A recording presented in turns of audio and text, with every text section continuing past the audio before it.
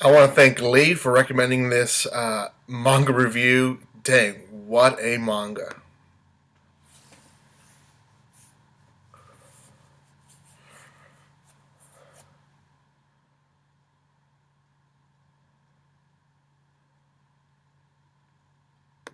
Thank you once again for recommending this for me to review. You guys can always recommend me stuff in the comment section or send me a message. Either way, it works. Lee Cheer recommended this. It's actually, there's 5 chapters out, so I probably will try my best to review more of it other than just the first chapter. But what a first chapter! Pretty intense. Went a whole different direction than what I expected it to go. Um, and I'm so glad that it did, to be honest, because at first I had some impressions of it that I was like, I almost felt like I wasn't gonna like it, but I was reading it just because I was recommended to read it, and I am so happy that I actually did give the time to read past the point that I probably would have stopped reading. So, guys, before anything, if you have not done so by now, make sure you subscribe to my channel. There is a giveaway happening. Depending when this video is posted, you probably have about 5 or 7 days to be part of the giveaway. I will announce the winners either March 1st or 2nd, so make sure you guys don't miss that live video either. Thank you guys so much for the love and support that you show this channel. Again, if you want to further support it, you guys can always recommend me manga, or you guys can follow me on social media, or Discord, or on Twitch. Lastly, guys, go check out my other manga chapter reviews. Quite a bit of them. I released a new one yesterday, and I have quite a bit of more manga reviews coming out this week, so give some love to all of those videos. Okay, today's manga is going to be the first chapter of the Elusive Samurai. Now, I'm not mad, it's just cold in here right now. It's about 30 degrees outside, so it's probably about 40-something degrees in here. So, I'm not mad, just trying to keep myself warm. In case people are wondering why my arms are crossed half the time. Anyways, I'm horrible with names. I'll try my best to get the names written down and memorized by the second chapter, but they're going to be difficult names because this is centered in old Japan. This is, I think, the 14th century is where it's based off. So I think the year was 13 to 33. I could be wrong on the exact year, but I'm pretty sure it's the 14th century. And essentially, Japan at this moment, there's a clan that essentially has made it be in peace for quite a bit. The leader is essentially not leading so well anymore because he's basically a puppet, and his advisors are really the ones that are controlling the entire situation.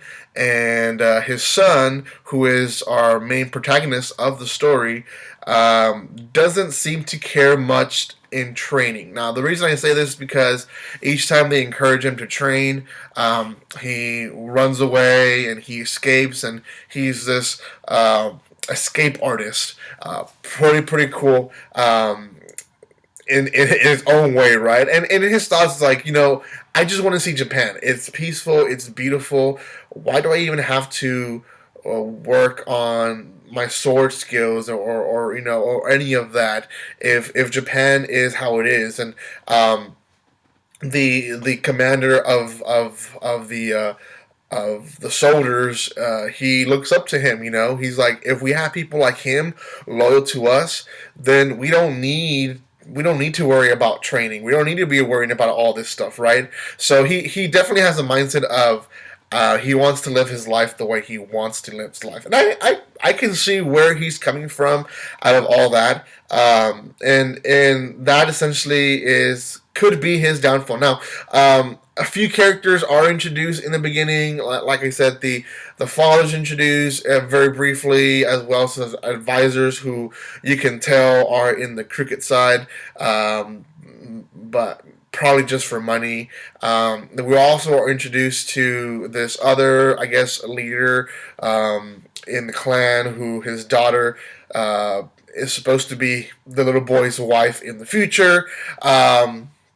A lot of these characters are kind of past we pass through them, but some of the main characters that we do meet is in the middle, is where the boy is exploring. He is found by this shrine leader or priest, if you would, and he essentially can see the future, and he says, you have quite an interesting of a future, and in 2 years you're gonna do something that will impact Japan greatly. And he gives this prophecy to him, and he's like, okay, this guy's crazy.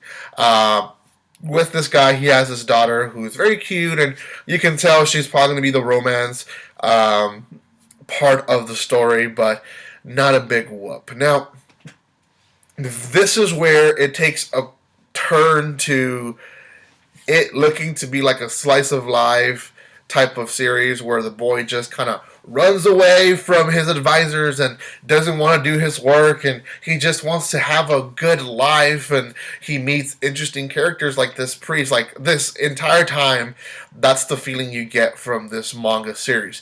And then you hit this midpoint, and it just turns sour completely for this clan, because what ends up happening is the leader of the warriors betrays the clan leader, the boy's father, and essentially they go and destroy and kill a bunch of people. One of those people is the boy's half brother. He's a son of a concubine, so not really his full brother, but half brother. They also go and rape the little girl, or the girl that was what was to be his wife in the future, and kill her as well as the dad. The clan leader commits suicide. The advisors commit suicide. It's just a massive, massive destruction in the entire clan. And the protagonist is seeing all that, and the narrator basically is saying, for him to become the warrior and the leader that this clan needed, he had to lose everything. And he really did. I mean, he lost parents, he lost family members, he lost people that were close to him or were to be his wife in the future. He lost advisors, and the people that he looked up to betrayed the clan. So everything just went sour from one page to another, and it was a shocker, to be honest. Me reading it through that. So essentially, he's able to escape the destruction. He actually decides that he probably should kill himself. It's an era where dishonor basically equals commit suicide, which is why a lot of these advisors and people committed suicide.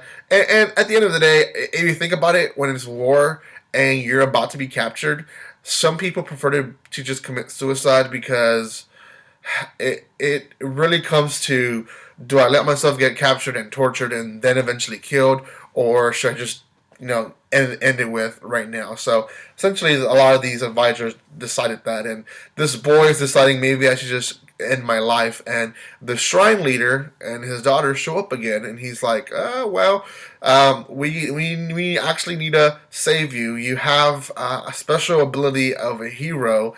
And essentially, he throws them in the den of wolves with other soldiers, and he's able to escape and run away from them. And he tells them, sometimes warriors need or heroes need to do that, escape and flee, and they have to train, they have to get ready. That's not a bad thing. You are protecting yourself and surviving. Surviving is a great part of a hero. So the chapter really ends with essentially him going into hiding for at least 2 years, which is what I think we can remember. In the beginning, he's told that in 2 years there's going to be this whole big thing that's going to impact Japan. So he goes into hiding with these people, and he has other people. This shrine leader has other people that are going to help him, and that are other people that I guess have been loyal to the clan. And the boy is basically going to training, and I love how one of the end phrases puts it.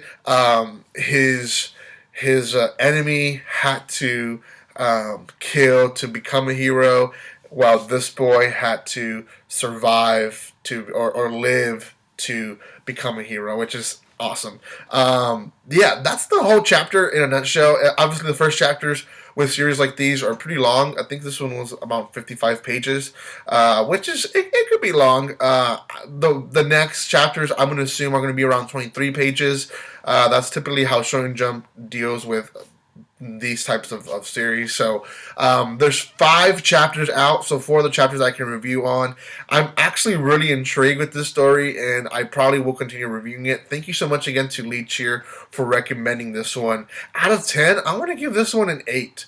I rarely give 8s on first chapters because there's always something that you can talk about and judge it about, and I could take this story and say, okay, I didn't like that, I didn't like this, but as a whole, it works so well. You had a little bit of comedy, you had a little bit of, okay, what's going on here? You had a little bit of like, okay, are they going to betray him? And oh wait, no, they actually were loyal to the leader, because they commit suicide, and you have all these little different things that, and twists and turns that you didn't expect, especially in the middle, that just made it a great first chapter. So out of 10, I give this one an 8 out of 10. If you haven't read it yet, check it out. It is called The Elusive Samurai.